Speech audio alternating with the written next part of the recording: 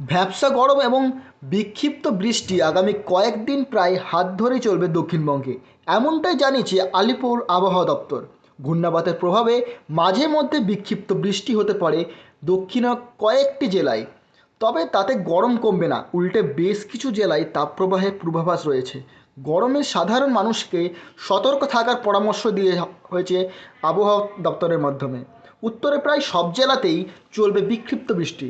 আলিপুর আবহাওয়া দপ্তর জানিয়েছে পূর্ব বিহারের ওপর একটি ঘূর্ণাবাত রয়েছে, তার প্রভাবেই রাজ্যের বিভিন্ন জেলায় বৃহস্পতিবার পর্যন্ত চলতে পারে ঝড় বৃষ্টি। আবার শুষ্ক পরিমাণ বায়ুর প্রভাবে দক্ষিণবঙ্গের কয়েকটি জেলায় তাপপ্রবাহের পরিস্থিতি তৈরি হতে পারে।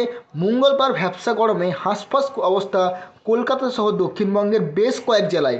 অস্বস্তি বৃদ্ধি করেছে আর্দ্রতা।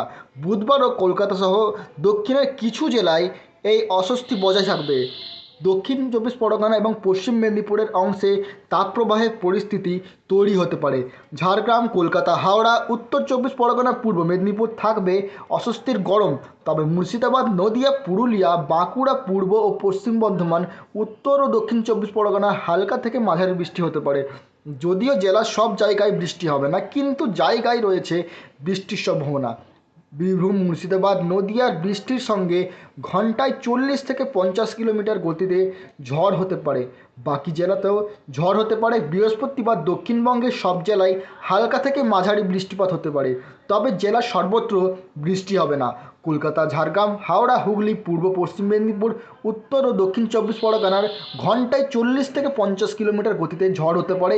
বাকি জেলায় 30 থেকে 40 কিলোমিটার গতিবেগে ঝড় হতে পারে।